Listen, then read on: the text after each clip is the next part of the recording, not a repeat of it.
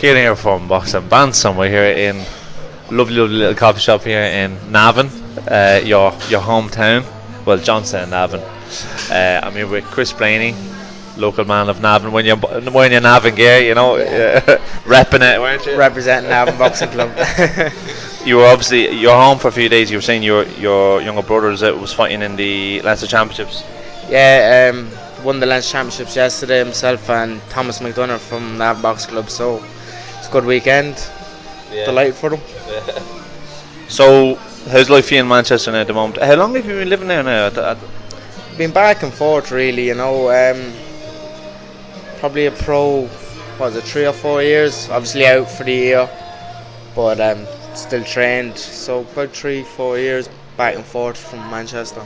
Yeah. Do you see yourself living there permanently, or do you think you'll eventually come home when you wrap up, when you pack in the boxing? Like?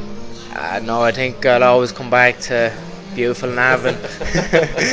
as lovely as as beautiful as Manchester is, you know. But I'm a home boy, and I think I'll always end up coming home. So anyway, you obviously had your fight with Criag for the BY Celtic title, the belt that actually you had a few years ago. Only a couple of years ago you had it. Yeah.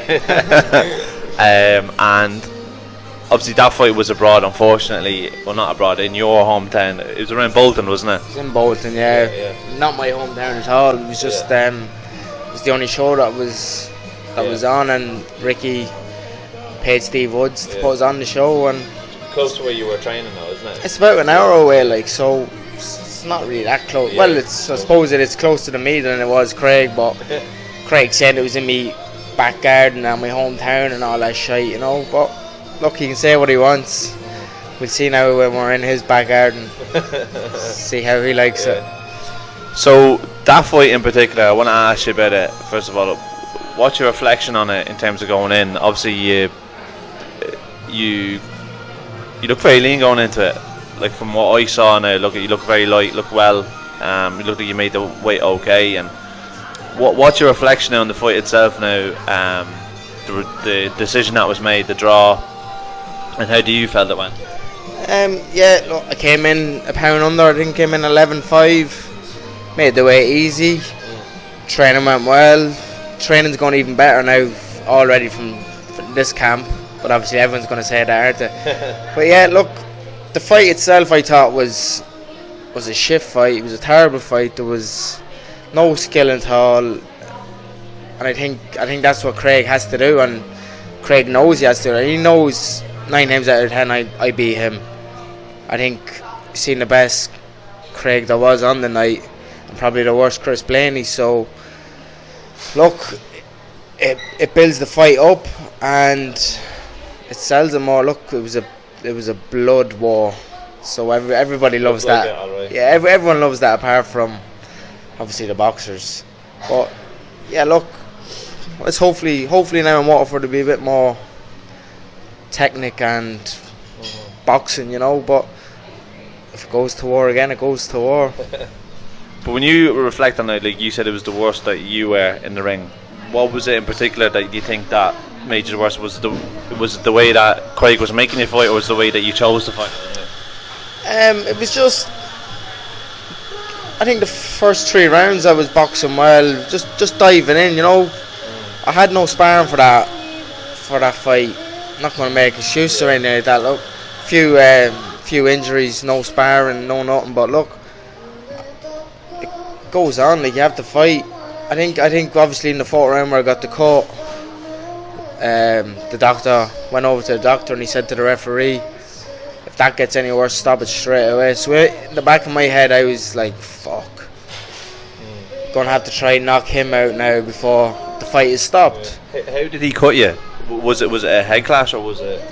I think it was a head clash. He thinks it was a punch. I've watched it back on the video. It looks like he threw a combination, and then at the end of it looks like the head came together. Like the referee, I think the referee said it was a head clash. Right, okay. We believe it was a head clash, but yeah. So then it would have went to the cards. It would have went to the cards, and I think it would have. Obviously, looking back now, I think I would have won the first 3 rounds easy. I thought, obviously, just from the better work. Yeah. But look, it is what it is, and we go to Waterford now and left off where we started. Just off topic a little bit, you had to cut there. Did you see Stephen Ward against Liam Conroy? I didn't see it, no, but obviously seen the cut. Yeah. No, just, you know Andy O'Neill, don't you, the cut, Yeah, man? of course I do, everyone knows him, yeah. But he was telling me after that fight, he said, you know, the cut was very bad with Stephen, and he was saying that during the fight, he kept saying the doctor was looking at it, and he was like, I don't know, and he was like, don't you stop this fight now? He says, I have that under control now. He says, that's fine. Every round, the end of the round, that's grand now. If you call this off, you're a disgrace now. He says, I have that under control. And he said, it got to like the 9th or the 8th round, and the doctor just turned around to him and goes, do you know, if I stop this fight because cut, it's going to go to the scorecard, so it's an accidental headbutt. And he's trying to stop the fight, stop the fight. He told him, like, you need to stop this, you need to wave it off. Oh, well, look, like only for Mike, my coach and cuts, man, he done an absolutely unbelievable job. Yeah.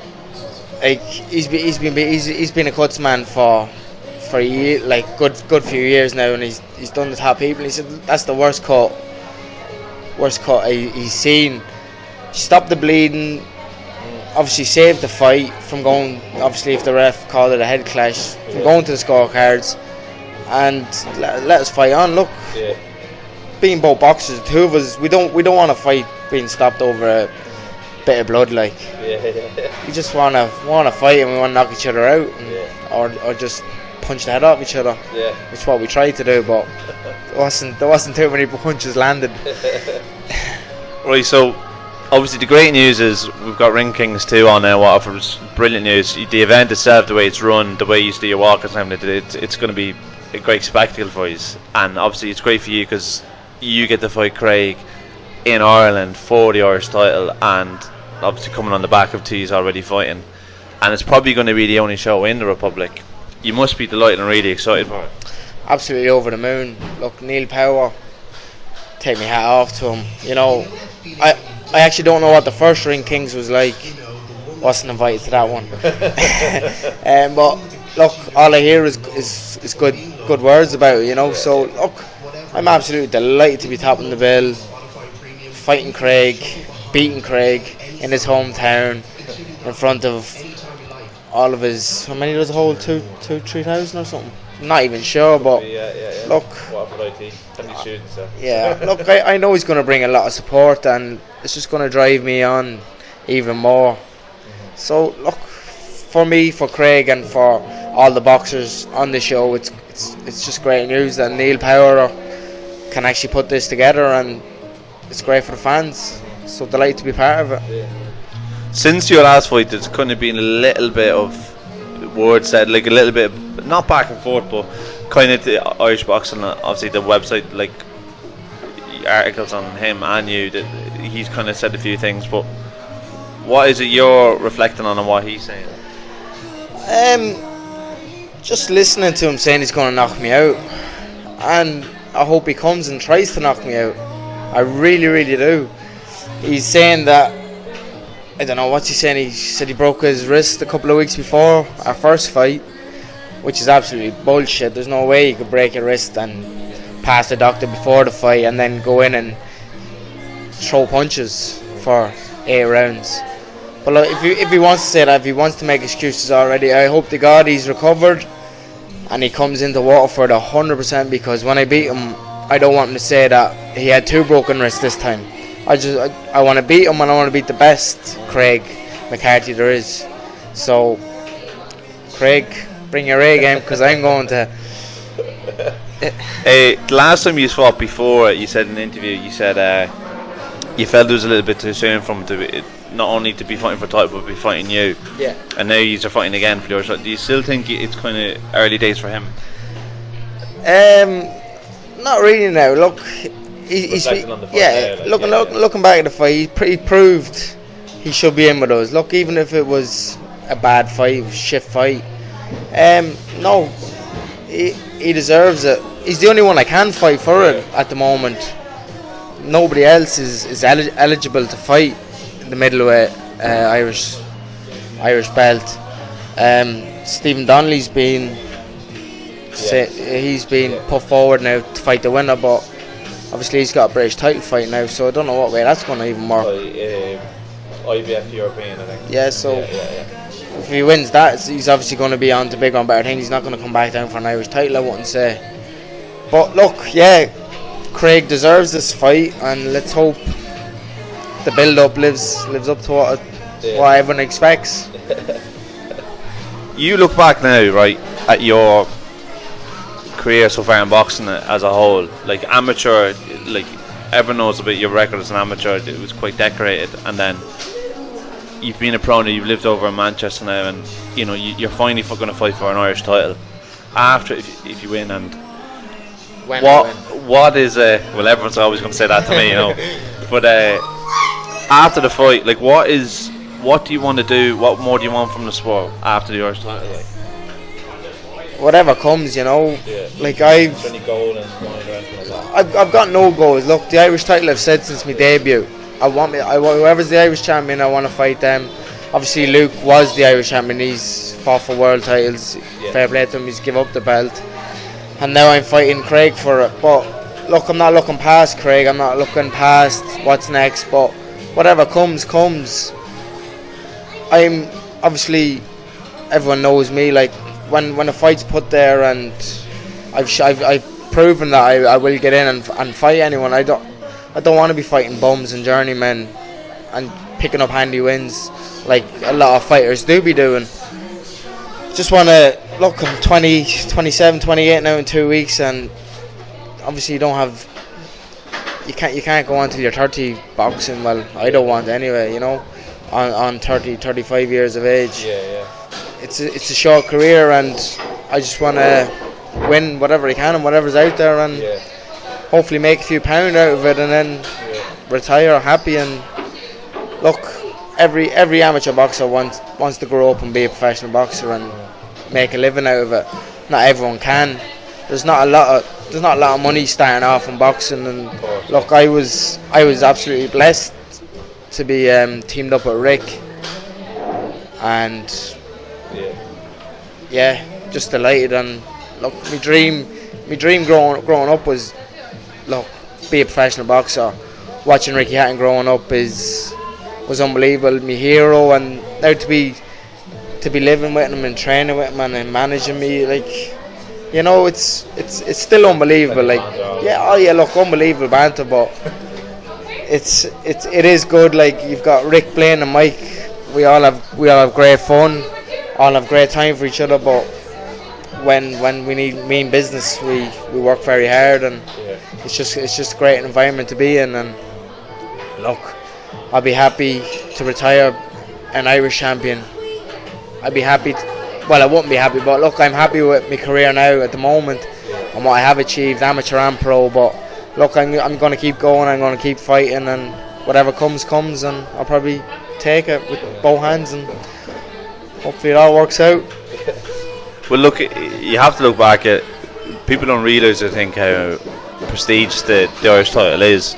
You look at the names of people who've won it and what they've gone on to great. So you've Tyson Fury, you've Steve Collins, who obviously was a couple of time world champion. Matthew Macklin fought for world title. Jamie Moore. Andy Lee, Luke Keeler, even Frankie Galvin, world championship winner at amateur level. Like those names, like, you know, that a lot. You'll always be kept in that line of names, you know. So you can never really, you can never look back with disappointment once you have an Irish title, really. Oh, absolutely not. Look, obviously being from Ireland, everybody wants to be champion of their own country. I actually had another offer to fight for an IBF international contract. Yeah, but like, and that was supposed to be next week. Got offered it, turned it down because I want to fight for my Irish title. I've been calling from debut, so it'd be silly now for me to actually agree to fight Criag, and then, oh no, I've got a bigger and better, bit more money here for this fight. Look, money's not everything at the end of the day. You wanna grow up and tell your friends, your family, your kids, everything. Look, I was champion of the country, and I think you win the Irish belt. I think it puts you top 15, top 10 in Europe. And look, one or two fights, then you could be fighting for a European title. And it opens massive doors. So let's get it on. Well, like, I suppose like Gary Cully said, you want to go the traditional route, because Irish title is one of the things, once you've stepped over it, it's very hard to go back down to it. Like if you'd have taken that, probably that ranking belt now, it's very difficult to go back down and fight for an Irish title, and you're going to a traditional route, you go an Irish title and then you can go European, then you can step up. It's progressively like that, you know. Yeah, look, as Gary said, everybody wants to fight for the Irish, European, and world. You do see a lot of people, WBO. There's a lot of people going for WBO European, like with MTK. Look, and if that's what they want to do, that's what they want to do. But if they win that or fight for that, it is hard to come down. You don't want to come up to go back down. So and that's what I said about Stephen Donnelly. He's fighting for whatever he's fighting for. What was it?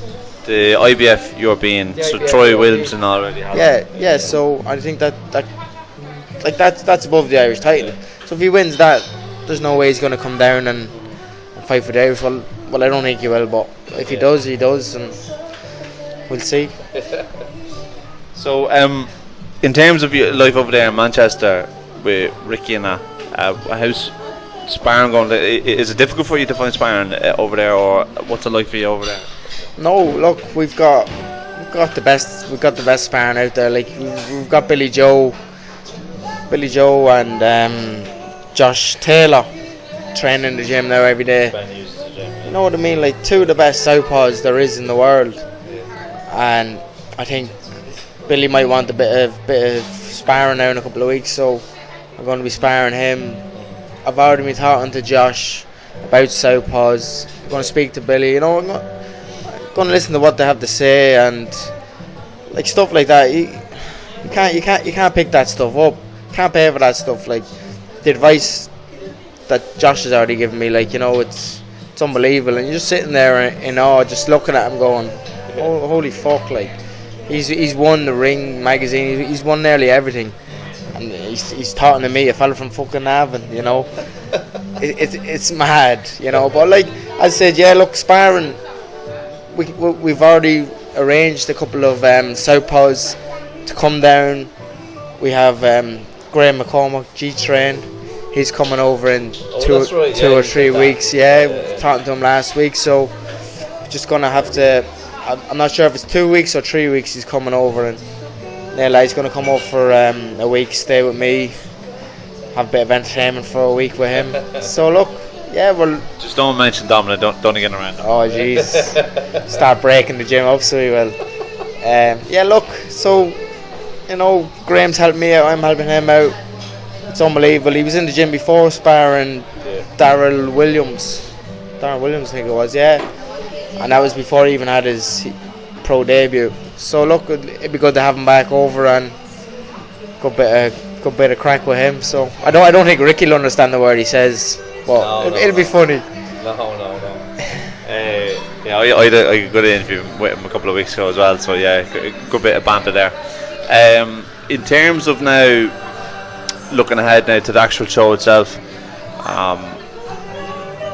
do you have any word at all who else is fighting on it? Is there any other title fights on it, or do you know if there's going to be press conferences coming up or anything like that? Being honest with you, no, I don't know much about it. Obviously, just the couple of fighters that have been announced. I've heard a couple of rumours of other fighters maybe fighting on the show, but I don't want to say anything in case it doesn't come true or they want to announce it themselves, so keeping these lips sealed tight. But no, as I said, I know nothing about press conferences or anything like that, so we'll just have to see in the coming weeks if they do. If there is. Should be a bit of crack, you know, listening to Craig talk shite. I know, anyway. Look, it's the way it is, selling the fight, you know. It's all good. Well, look, hopefully the whole venue won't be as warm as the one down in Cork. Let's hope so. And really looking forward to the fight myself, and obviously nice to have a new show in Ireland. So looking forward to seeing you, and thanks for your time, right? No problem, anytime. Thanks. See you, sir.